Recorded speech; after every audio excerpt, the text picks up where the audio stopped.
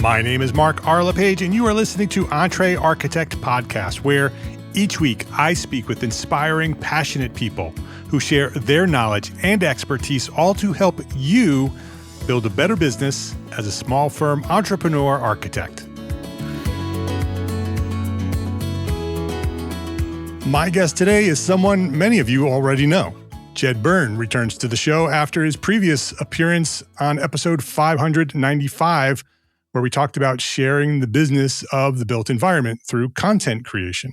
Since then, Jed has been doing the work he teaches every day, selling architecture, engineering, and construction services, while also building a thoughtful body of content around how this industry really works. He has a new book, Start Small Selling, and it speaks directly to firm owners who want to turn what they already know into meaningful, sustainable revenue. Jed Byrne, welcome back to EntreArchitect Podcast. It's great to be here again. Thanks for having me. It's great to have you here. I love talking with you, whether it's on a podcast or just, connecting and saying hi. That's right. You and I are very aligned in our journeys here. So it's good to find simpatico people. Yeah. Yeah.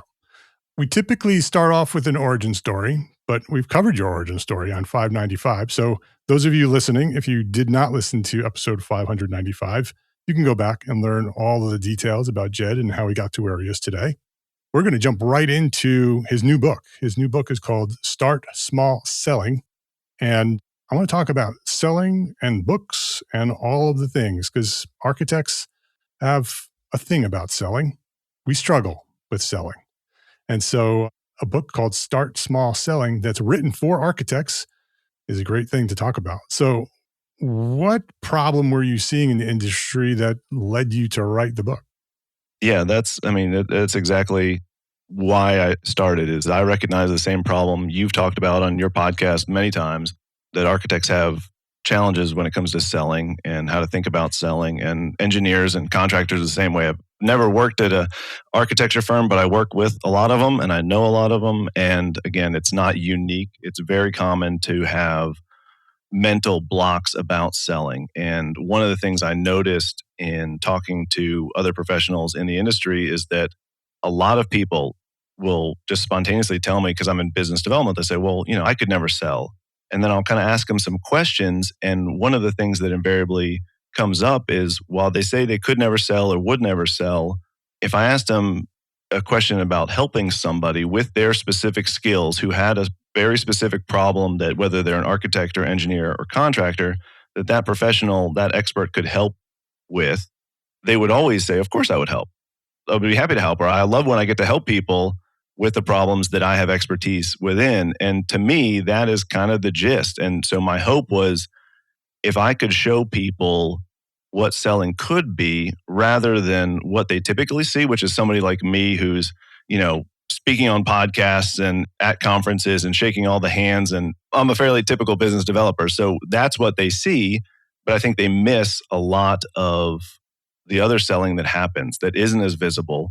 And so if the thesis is, if I could help someone think about selling in a different way and just take the first step to building a selling practice, that would be huge. That would have a huge impact on the industry, which would have a huge impact on our built environment. And again, there's hundreds of thousands of books on how to, well, that may be an exaggeration. There's hundreds of books on how to sell and how to be better at selling.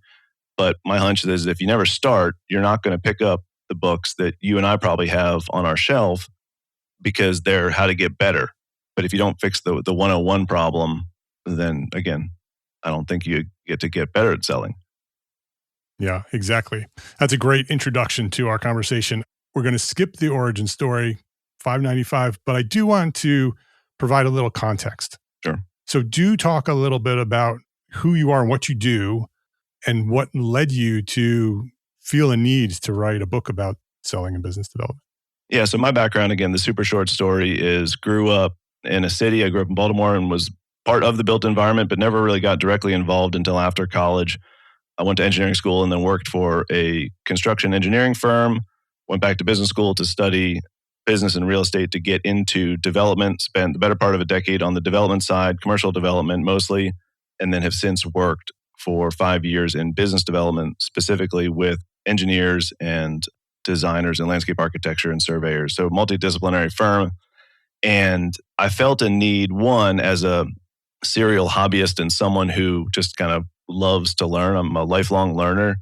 The first part was, hey, wouldn't it be cool to learn how a book gets made, right? So there's the idea of writing a book and putting a book out into the world. But if nothing else, if I could create a book, I will have learned how a book gets made. So that was kind of a goal in and of itself.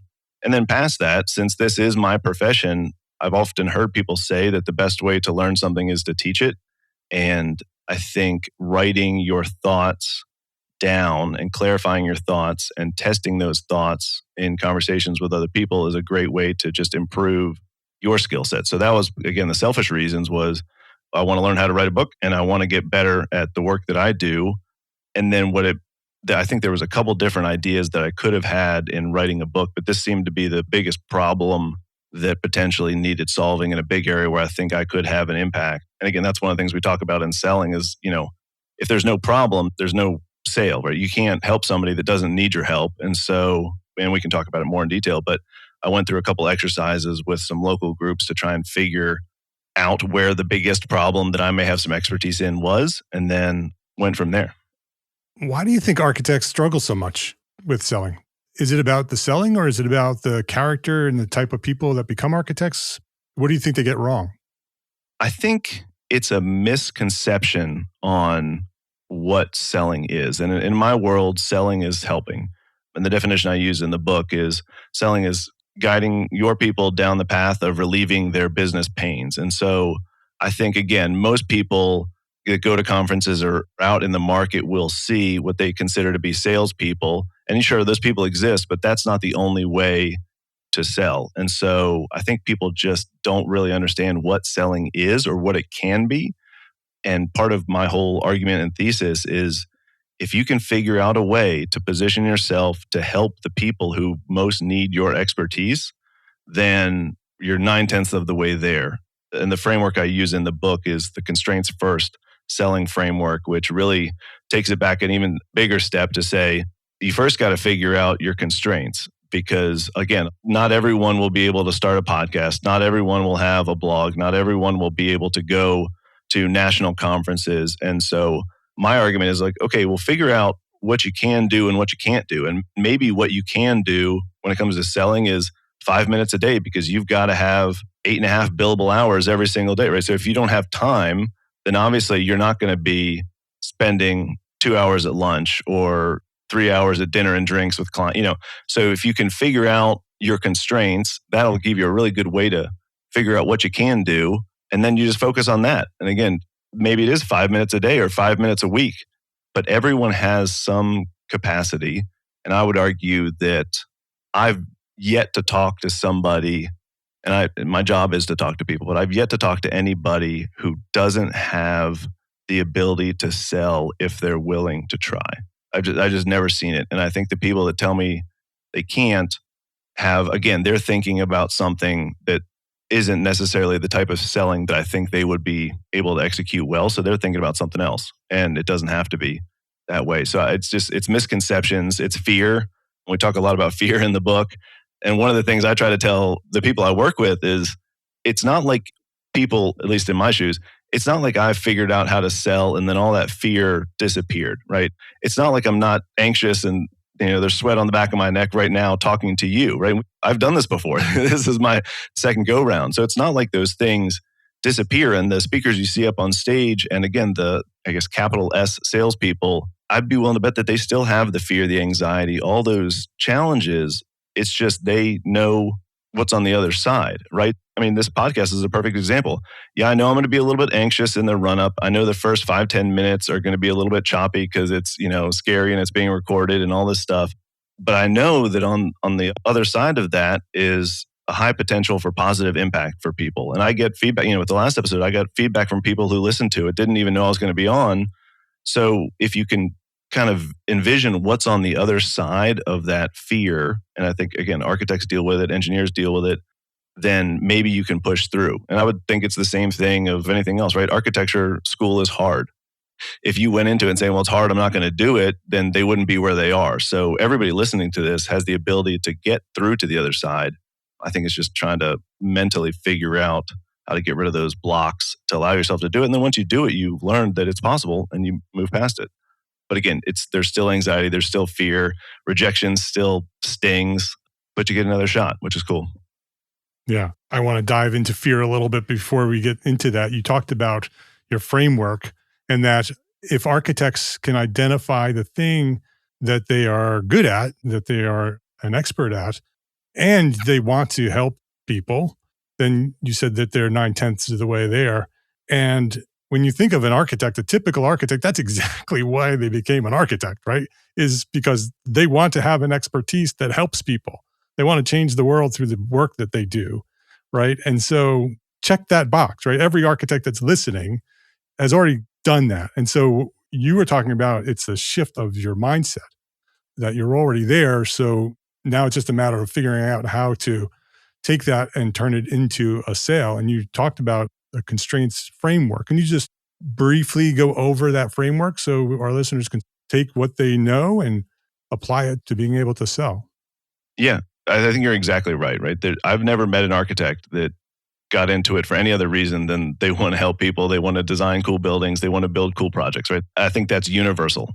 You don't go through all the things you guys have to go through if you don't really love it. So again, I would assume everyone's got that. The framework itself is 4 questions that I walk people through on how to answer. And they are, what are your constraints? Who are your people? What are their business pains? And how can you help solve them? Or how can you help relieve them? And so that first question really is just thinking about what are your constraints, right? Whether it's a time constraint or maybe it's a financial constraint. Well, I can't go entertain clients at steak dinners, right? I can't pick up these $2,000 dinner tabs, or I can't take everybody on a golf excursion or an off-sea fishing trip, or you name it. I mean, and that's one of the challenges is everyone who's in the industry is aware of what other people are doing for a lot of parts. They hear, oh, well, at the firm, maybe it's the architect, maybe their leadership team got taken on a boondoggle, and they think, well, if that's selling, I could never do that. And you don't have to. I mean, that's the coolest part. So figuring out what your constraints are, no matter how big or small, because everybody has them. And one of the things I write about in the book is, Google has a sales team and they've got a bigger budget than anybody. They still have constraints. They can't do everything that they want to. And so, the biggest architecture firms, same thing. They've got a bigger marketing budget and bigger business development budget than probably a lot of people on this call and a lot of people I deal with. That's fine. That works for them, but they still have constraints. So everybody has a constraint. You've got to figure out what yours are. And then you get into, okay, well, who are your people? Who are the people that value most what you can do? And those are the people you need to focus on. And again, depending on what your constraints are, how you go about the tactics can change. But I would argue that you should spend as much of your abilities focused on a specific group of people as you can. And then once you know who your people are, you can start talking to them and you can identify what their business pains are. And selling isn't, and I talk about this in the book too, it's not always for architects, right? It's not always, oh, I'm going to help you with architecture. Sometimes it's something else. Sometimes it's, hey, one of my people has a problem with their project that isn't architecture related, but it is related to site work. Well, I'd be willing to bet most people on this call, if they're dealing with those types of projects, might know somebody in that realm of the business. So it could be an introduction, it could be a book recommendation, it could be all sorts of things. But constraints, who are your people? What are their business pains? And again, we focus exclusively on business pains because again, this book is laser targeted at the AEC industry. And so that's what we're here to do. And then once you've identified some of their pains, you can figure out ways that again, fit within your constraints to help solve them. That's what you can do. And the more you do of that, the more opportunities you will have to help your clients and prospects and the more sales that will result in that. And it's kind of a positive cycle, whatever the opposite of a vicious cycle is, because as you do more of it, you'll get better. As you sell more, you'll get better. As you get better at selling and see better results. If you're an employee, you maybe can talk about increasing some of your constraints, maybe going from 5 minutes to 30 minutes a day, or having a budget to take people to lunch or coffee meetings, or just the time to go visit your clients in their office. As you get the results, you'll be able to kind of negotiate bigger constraints. And if you're a small firm solo entrepreneur, you can see the results and you'll realize, hey, I'm getting some traction. Maybe it is worth investing more time or money into selling. And again, it just kind of spirals in a positive direction, which I think is pretty cool. Yeah, for sure. And you were talking about if you do it enough, you get better at it, right? It's a practice. When you start, you're going to be messy. It's not going to work. You're going to fall down a couple of times, right? You're going to have to get back up and do it again. You're going to get embarrassed a couple of times. And then you're going to start realizing how to do it, right? You're going to get better at it. And the things that you're good at, you're going to do more of. And the things that you're not so good at, you're going to do less of. As you were talking about that, last May, I started going to the gym and I have a coach. And I haven't gone to the gym in 30 years. So I was starting from zero, beyond zero, below zero. And every day, even today, 8 months later, every day is fear. I show up, I have no idea what we're going to do. Then they tell me what I'm going to do. And I'm like, I can't do that. And then I do it. And then, every time you do it, you realize, oh, I can do that. Look what I just did. And then the next time it gets a little bit easier and a little bit easier. And sometimes you can't. Sometimes it doesn't work. And again, I've been working out for a while, years and years, but I go to workout classes and I do stuff in our gym that, right, sometimes it doesn't work out or today's not the day. But you see progress, you see impact. And right, I would argue that I don't know, certainly in design, right? Nobody that's listening to this was as good on day one as they are today. Or at least I would hope not, right. Because if they are, they got problems, right? So everybody starts from scratch and then builds. And again, I think everybody has the raw materials they need to sell. And so they're not starting from scratch. They don't have to go acquire skills. They will build skills. They will build a practice. But right, you get better over time. And the other cool thing is, I think, and I know you've talked about this and others that you've had on this podcast have talked about it, there's also this kind of sales flywheel effect of, as you get better at selling, the demand on your expertise eventually increases above supply. And when you're in that position, things get really cool because then you can be selective with projects and you don't have to take whatever walks in the door. And as you're selective, you can build bigger, what I call margin in the book, which can be both financial. You can increase your rates, or you can have more time, or you can have more capacity to take bigger design swings. And again, some of them might not work out, but if you do, as you do, some of them will work out. And candidly, you'll have better opportunities to do better design with better clients. You'll get better at delivering the expertise that you deliver, which guess what? Turns into more demand for your services as people see what you can do. And again, it's that virtuous cycle and flywheel effect that selling begets better opportunities and will, I would argue, allow you to become a better designer and run a better business or a better team, or just get better at the individual contributor work that you do within your firm. And so again, I'm a salesperson, so I'm biased, but I think it impacts everything that we do every day, or at least has the opportunity to, if you allow it. When you decided to write the book, did you look at it as a sales tool? Was that part of the inspiration for doing it? So kind of, and I'll say kind of because there's two aspects to it. I view a lot of what I consider my extracurricular, hobby projects as a direct impact on my business, in that they build skills that will improve, like we talked about with the book, will improve how I do my work. But also, it's kind of a fun like Oak City CRE is kind of a fun sandbox for me to experiment with things where if they don't work out the way I hope they do, it's not that big of a deal, right? So I've tried, and we talk about this in the book too, I've done events, the podcast, I've done professional podcast after I did a personal podcast because that was my trial. That worked out well enough and I understood what would be required and what the results we think we could achieve. So yes, it was selling in that regard. I don't think of this book as some others where, I got a couple here, but Blair ends as win without pitching. Right. I think of that as a book that he wrote that will help kind of top of the funnel sales leads, where people say, hey, if I like what he's talking about, you may buy some of his training or hire him to come speak.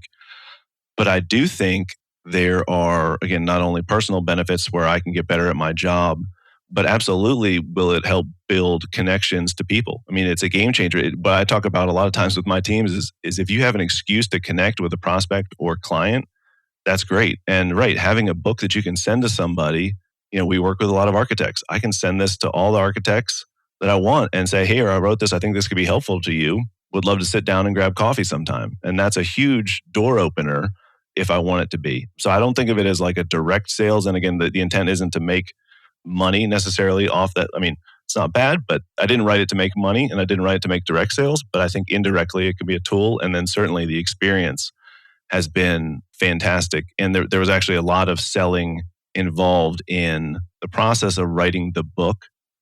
and we can talk about more about that, but there was selling involved, and I had to test kind of parts of the thesis of the book while I was writing the book, right? So I had to sell people on the Kickstarter campaign. I had to sell people on the original ideas when I taught some workshops around this material to say, hey, can I come into your office and present to your team on sales? And so, yeah, it's all tied together. But no, I don't see it as a primary sales tool, but there's a whole host of secondary benefits. Yeah. And it reinforces your expertise because of the content that you've written, and you're an author now. That also implies that you're an expert. Yeah, getting close. But I do think, again, if folks listening to this podcast want to use it as a direct sales tool, there are tons of examples where that is the case, right? Can you walk somebody through your local design process? And would they pay $30 to have kind of a primer on that topic for your local jurisdiction? Probably, because if they're hiring you as an architect, it could cost hundreds of thousands of dollars, right? So there is kind of a product ladder approach that you can use a book for, but that's not the only reason to write a book. Yeah. Let's go through the process that you went through. Can you start at the very beginning when you said, okay, I'm going to write a book? I'm sure there were months or years of thinking about it before actually pulling the trigger. Talk about that a little bit. And then what was your first step? Well, yeah, so I think to go back, right, it's based on my expertise, which has been built over the last 20 years, right? So you could say, right, I'm publishing a book in next month that's taken me 20 years to write. That's true in hindsight, but again, because originally the book wasn't necessarily going to be about sales, that's kind of only looking backwards. The very first step was trying to decide what the topic would be. And again, the way I approached that, and Noah Kagan, who is he's a business entrepreneur, he wrote a book too, but one of the things he talks about in his book, $1 Million Weekend, is this kind of way to test a business thesis, and it all revolves around getting the first dollar. If you can get $1, that overcomes a lot of hurdles. Because again, I could have talked to a bunch of people that I know, friends or clients or prospects, and said, hey, I'm thinking about writing a book about X. What do you think? They're going to tell you it's a good idea. No one is ever going to say, oh, I think that's stupid. You shouldn't do it. And so you got to figure out a way to kind of gut check reality. And that's one of the ways he uses the dollar test to say, hey, if somebody's willing to pay you $1, that means something real. And so I actually did that. I reached out to a bunch of people on 2 different topics. And one was networking. Would you be interested in a workshop on networking? And the other was on starting to learn how to sell, or sales for, what I call it, I think sales for non-sales people. And it turned out that everybody thought the networking thing was valuable and important and a great idea. Could I get anybody to pay me? And that was the next question. It said, would you literally Venmo me $1 right now to book, this workshop? I'll sell it to you for $1, but it's got to be $1. It's not going to be for free. And I was, 0 for 15. And then on the sales one, I think I wound up being 2 for 10. People actually, Venmoing $1. And this is it's an absurd request. And I gave them the $1 back. That wasn't the point. But again, are they willing to part with money? Are they willing to go through the pain or, the extra work to send somebody $1 to pay for something? And so that to me was a very strong indicator. And then I did go through with those workshops. I was able to teach a few workshops to teams in the industry about, again, sales for non-sales people. That helped give me some feedback about the material. That tested, seeing people respond to the material in person, face to face, was really helpful in getting the reaction, seeing what kind of questions were asked, seeing where people got bored, seeing where they kind of lost the thread, seeing where things that I thought were super clear were very opaque to them. So that was a cool process. So I did that. That was probably 24. Towards the tail end of 24, I said, okay, this I think could make for a good book. I actually did. One of the pieces of writing advice I got was people would say you should send off a book proposal, or you should write a book proposal even if you don't plan on traditionally publishing the book, because the proposal process will help you think through the book and the marketing and all that fun stuff. And so I actually did submit a proposal after a few discussions with people I just met with on the industry. I submitted a book proposal to Wiley. I think that was, I would say, late 24, and I got a response like 3 weeks ago. So that's December 25. 14 months later, I'd just forgotten. least I you got assumed the they're response. never going to get back to you. And this is not a knock on Wiley. I mean, I don't think it was for them, and that's fine. And again, that's part of sales. Rejections happen all the time. But since I had written it, I said, well, I might as well submit it. But then I did. I just get a form email response. So they did respond, which was nice. And that does help, right? So writing the proposal, figuring out the outline of the book, bulleting out all the details within the outline. The part that I thought was going to be the hard part and the long part was the writing. And I don't consider myself a writer. I mean, part of this kind of prep process over the last few years was writing in a blog. I write a weekly email. So I do some and I write for work, but I would have never really considered myself a writer. So this was new, but I would have thought, hey, that's going to be the part that takes the longest. And in hindsight, once I had the outline done, and again, I've thought about these ideas for a long time. I've talked about them for a long time. Right. The next step was to prove, is this enough material? Because again, I didn't want to write my outline and wind up with 10,000 words, which is, a type of book, but a typical nonfiction book is 50 to 100,000 words or 50 to 80,000 words. And so the next step was I took a recorder and I happen to have this equipment, but I took a recorder in my closet and just talked through the entire outline. And I forget the total duration, but I took that audio file, ran it through a transcribing service that turned it into words on a page, and it came out to, I think, 42,000 words, something along those lines. So I said, okay, well, maybe there is enough material here to actually have a book. And so then, of course, was the writing process, which I thought was going to take forever. That first draft took 30 days, and I committed, every morning to write. And so I put a lot of effort behind it, but I was writing anywhere between 500 and 1,500 words a day. And so it took 30, 35, my math probably isn't exactly right, but that took, 4 to 6 weeks to actually write the draft. The part that took the longest was the editing. And I guess in hindsight, people have said that before, but that's what really took a long time. Let's take a quick break to say thank you to our sponsors for their support of this episode. This episode of EntreArchitect Podcast is supported by WeCollabify, one of our trusted allied partners. As this community has grown over the years, one thing has become very clear to me. The partners we choose matter. Allied partners are not sponsors. They're not advertisers. They are organizations that we've taken the time to get to know, to work alongside, and to trust. They understand the real pressures of practice and the responsibility that comes with leading a small firm. WeCollabify earned that trust by helping small firm owners address a challenge that sits at the center of long-term firm health, building capacity in a way that supports people, not just projects. Their insourcing model brings skilled design, BIM, and technical professionals directly into your team. They work in your time zone, inside your systems, and part of your day-to-day workflow. That integration allows firms to add capacity when it's needed, scale with intention, and grow without sacrificing culture, leadership focus, or quality of life.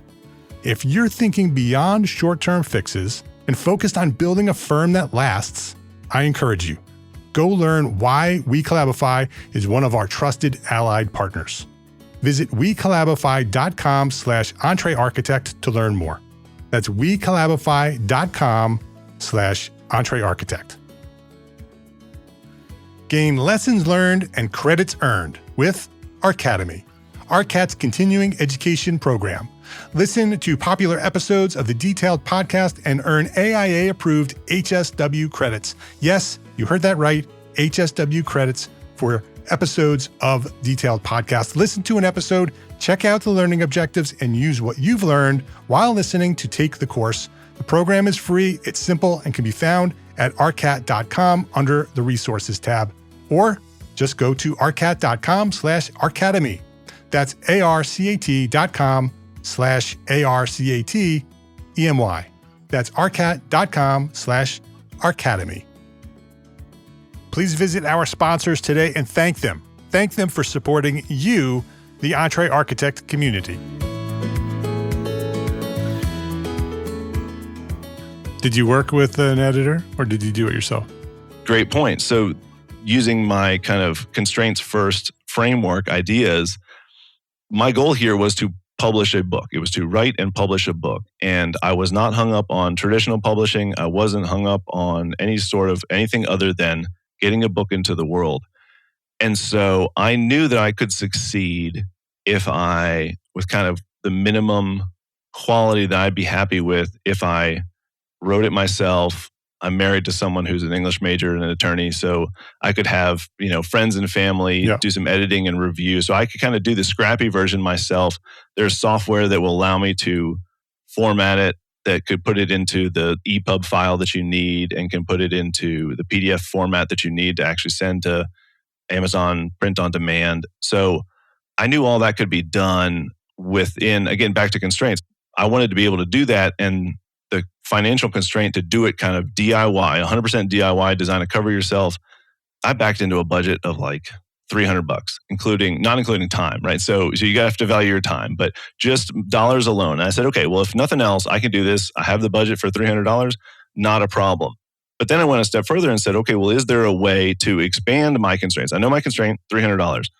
Is there any way to make it more? And that's where the idea of doing the Kickstarter came into play. And so after getting to a place where I felt confident that I would be able to finish the DIY version, I started down the road of Kickstarter, created a Kickstarter, ran that in November of 25. Can you talk a little bit about that for anybody who doesn't know what the Kickstarter is? Yes, so that's crowdfunding. And I lied, that started in September of 25. And so the idea behind Kickstarter and any crowdfunding platform is I propose a project, in this case it's the book, and I reach out to my community, and there's a network on Kickstarter of people who pledge to back projects. And the projects can be anything. It doesn't have to be a book. There are platforms that can do real estate projects. So if you're an architect, you can crowdfund equity for a development project. So again, it can be a whole host of different things, but a lot of people will do books. I did mine a bit differently because where most book Kickstarters or crowdfunding campaigns are really more or less pre-sales, right? So you write a book, you pitch it to the community and say, hey, we'll do a special edition, Kickstarter only version, and for $35, you will get this special version that is better than anything that you can get elsewhere. And it's a way to say, if you don't know, you don't want to go through making 1,000 or 5,000 copies of a special edition book if you don't know they're going to sell, right? Because then you're going to be sitting on $20,000 worth of inventory, and that's painful. Right. And so the idea is if you can crowdfund, and the way Kickstarter works, you pick a dollar amount that's kind of the minimum viable success point, and people will pledge, and it's not until you actually cross over your minimum amount that those pledges are turned into payments. And so once the Kickstarter is funded, as they call it, once you've hit the minimum threshold, then people's credit cards are charged. The project sponsor, I guess, receives the funds, and then now they have to deliver what they promised. And so, like I said, I structured mine a little bit different, where the goal wasn't, hey, let's just pre-sale books. The goal was to try and raise additional production budget funds. And so my commitment was, hey, I have more than $300. So I had my own personal funds to put towards the project. And again, if the Kickstarter was successful, that was a pretty good indication that those funds my own dollars would be well spent, because I kind of got a proof of concept that people were willing to, again, put their dollars behind their commitment. So I had my own budget. I set the minimum, I want to say at $1,500 for the Kickstarter, wound up at just under $4,000. So it was a successfully funded campaign. And then the goal was, hey, I'm going to now put every single additional dollar towards the production of the book. So instead of, again, printing physical books and pre-selling them for $25, the way my pledges worked was the lower tiers were all digital copies. And then I think the smallest tier for the physical book was $55, which is a really expensive book, or a regular book plus $30, $40 of production budget. So that was the goal. Again, it was not meant for everybody. It was people who really believed in the project or believed in me.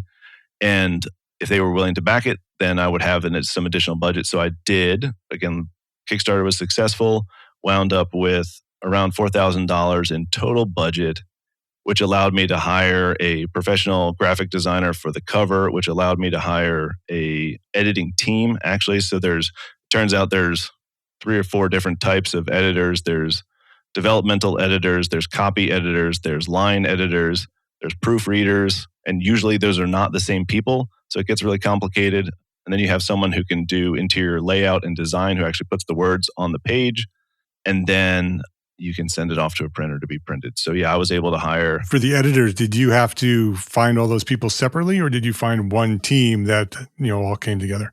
So 4 separate freelancers, basically. So there's the developmental / copy editor, and then there's the proofreader, then there's the interior person, and then there is the exterior graphic designer, the cover designer.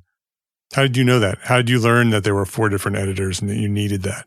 Reading, the internet's a wonderful place.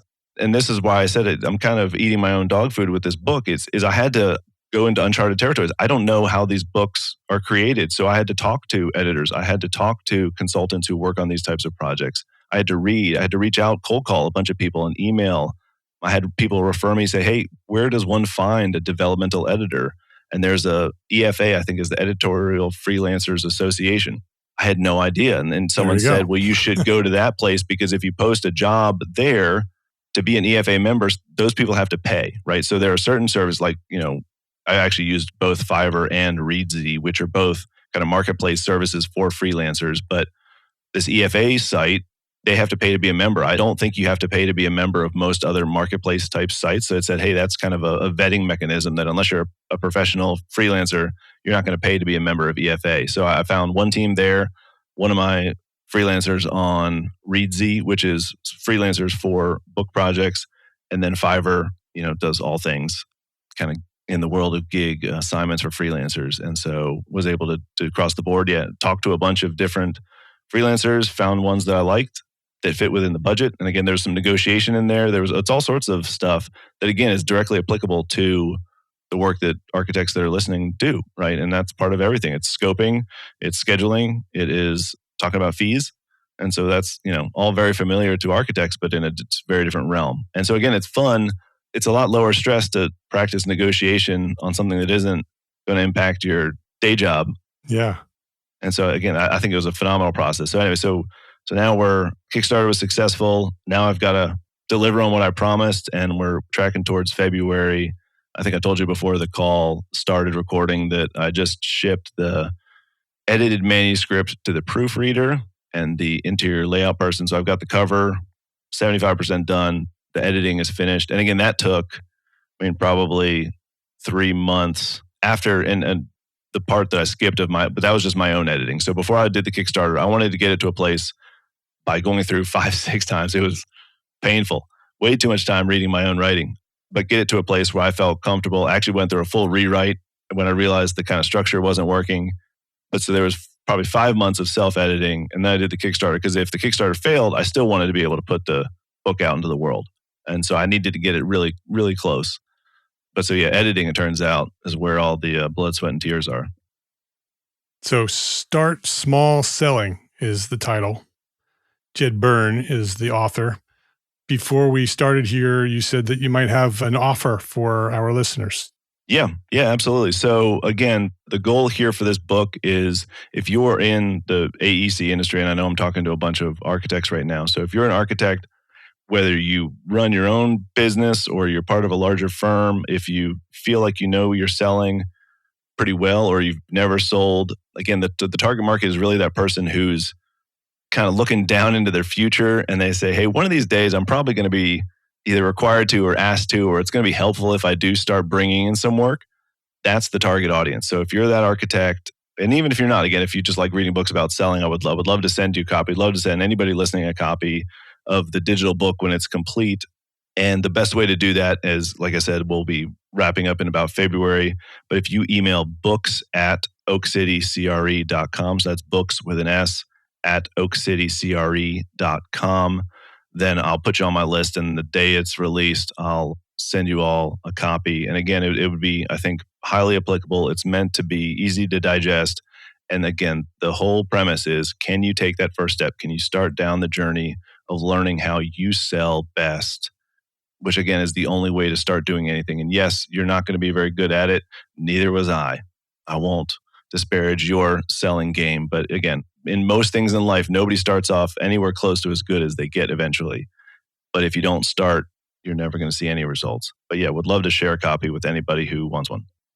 Yeah. And I got a preview, so I'm going to endorse it. You should definitely email Jed at books@oakcitycre.com. I've read it. It's awesome. It's written for us. And so if you're looking for a book for an architect to understand and absorb the idea and the concept of selling with a framework that works, you should do that. You should read it. Books@oakcitycre.com. I have one last question before my final question. AI is really tempting, right? A lot of people are talking about AI and how easy it is to just, have AI write the book for you and then just Sure. slap a cover on it. First of all, did you use AI in terms of editing or brainstorming or at all? And if so, what are your thoughts on AI in writing? So I did. I mean, I guess it depends on your definition of AI. Did I use ChatGPT or Copilot or any of those to say, hey, here's my outline, write a book? No. Did I use spell check, which I think is a form of AI? Sure. Did I use Grammarly to go past that? Absolutely. Yeah. But it's not going to write stuff for you. And frankly, a lot of the suggestions for those tools wind up changing the voice a little bit. And you're like, oh, I would, especially because this is such a personal project. And again, I'm not going to sell 1 million copies, but you guys have heard my voice. If you hear me talking and then you read the book and the language just doesn't work for you, you'd pick it out in a heartbeat. You say, well, this doesn't sound like Jed at all.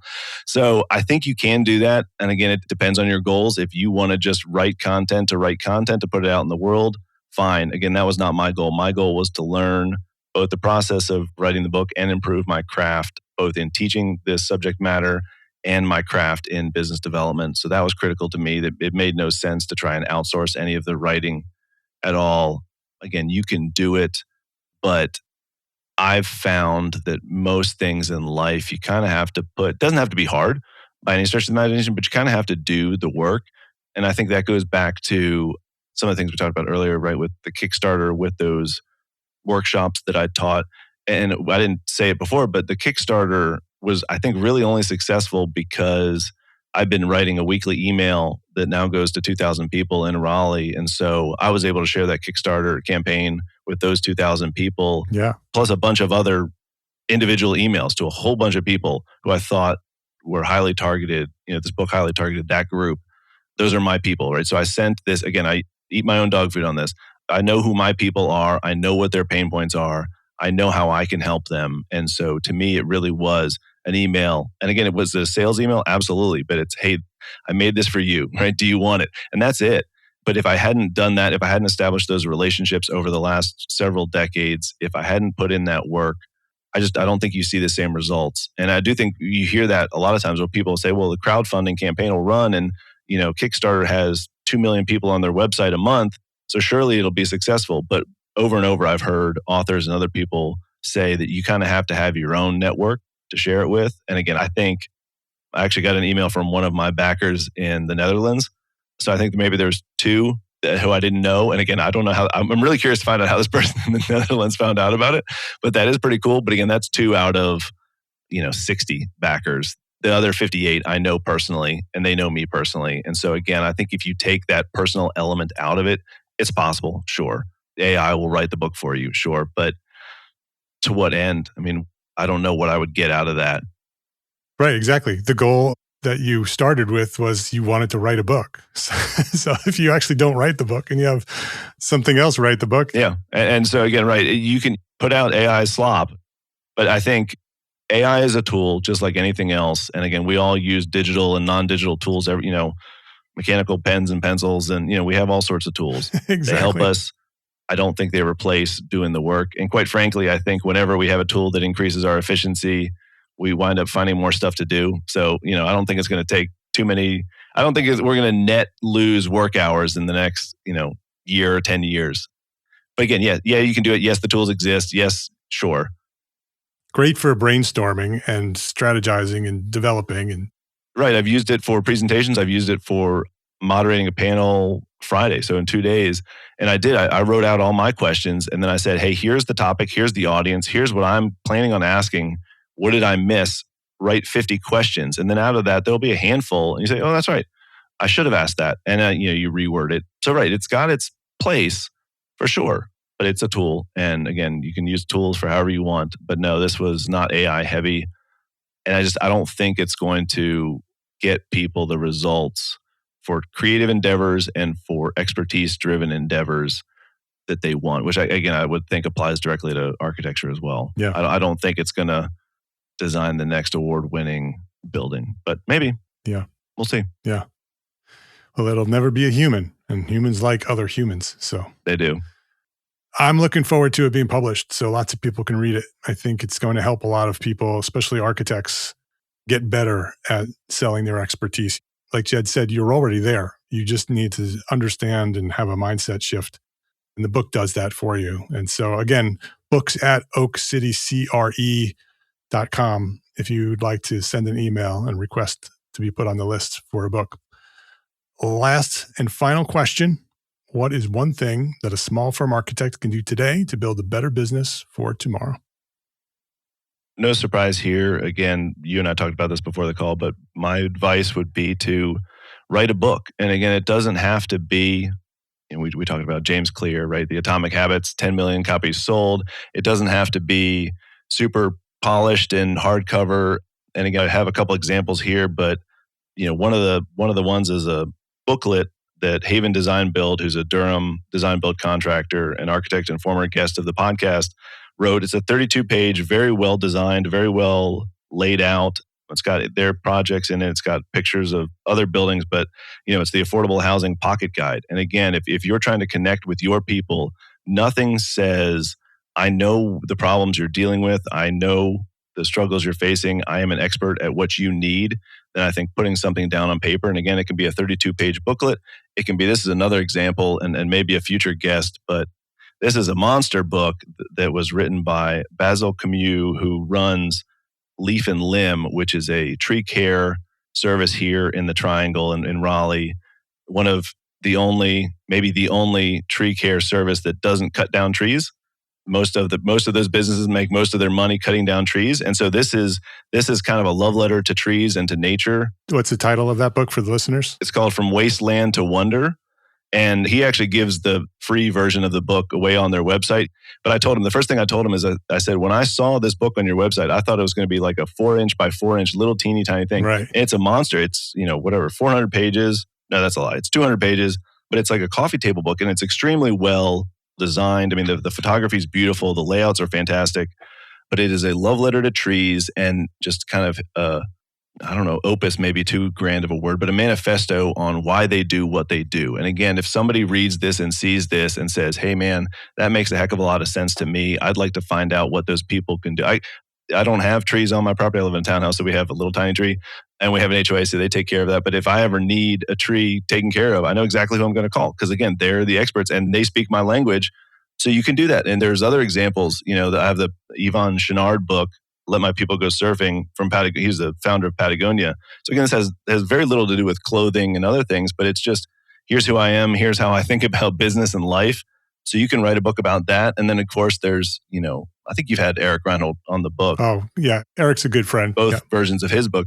And so, right, you could even go to that angle and say, hey, this is going to be a book about how to build a business, right? He's not going to get, I don't think, very many clients from that book, but he's going to connect with a whole boatload of architects. And I bet you a lot of people bring a lot of value to him, and he brings a lot of value to a lot of people by writing that book. So there's different ways to do it. And I would also argue that it doesn't have to be crazy polished and pretty. This is Derek Sivers, who I don't think has been on the podcast, but he writes these kind of short, pithy books. He may be hard to get a hold of, but again, it's very simple. It's black and white. It's basic fonts. But if you read this, you understand what he's all about. And yeah, that's a great book. So, right, if it needs to be simple, again, back to constraints. If your constraints are, hey, I don't have excellent graphic design skills, or I don't have all this professional photography, make it simple, make it small, but write something down, put it out into the world. And again, it can be kind of a personal calling card or a business calling card, but I think the process will teach you a lot about you, will teach you a lot about your business. And again, it doesn't have to be hard. You can be out the door for $300, or you can do a Kickstarter, or you can spend, I don't know what Basil's budget was, but I think it was, a 5-figure endeavor for him. So, and I think it's worth it because he can build a lot of business through that book. One good project covers the cost of the book. Correct. I also think he probably would have written that book anyway, because that's just kind of how he is. So there's lots of ways to do it. It doesn't have to be complicated. And there's lots of examples, but don't let those examples. I also have the Ross Chapin Pocket Neighborhoods, another good architect. But again, it doesn't have to be that. It can be if you want it to be, but it doesn't have to be. So figure out what you think you can do and aim to deliver that.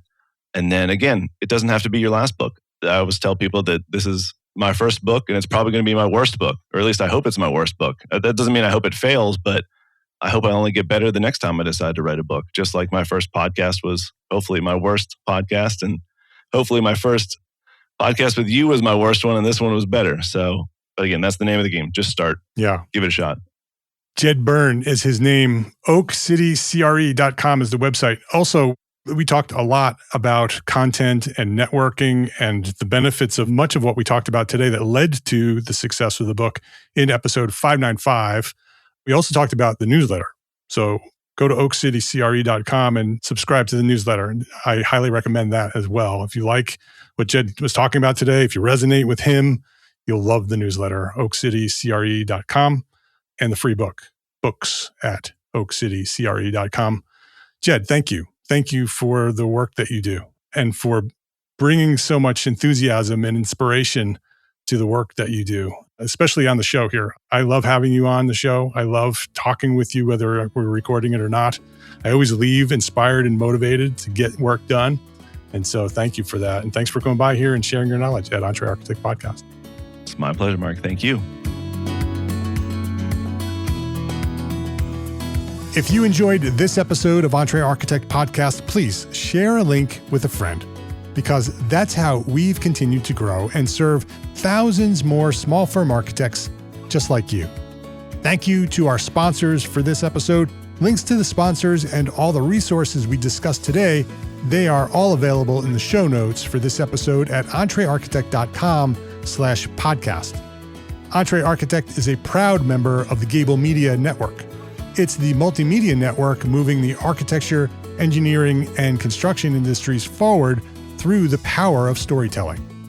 You can earn AIA continuing education credits by listening to select episodes of this podcast and many others at gablemedia.com/members. And if you are a small firm architect, listen up.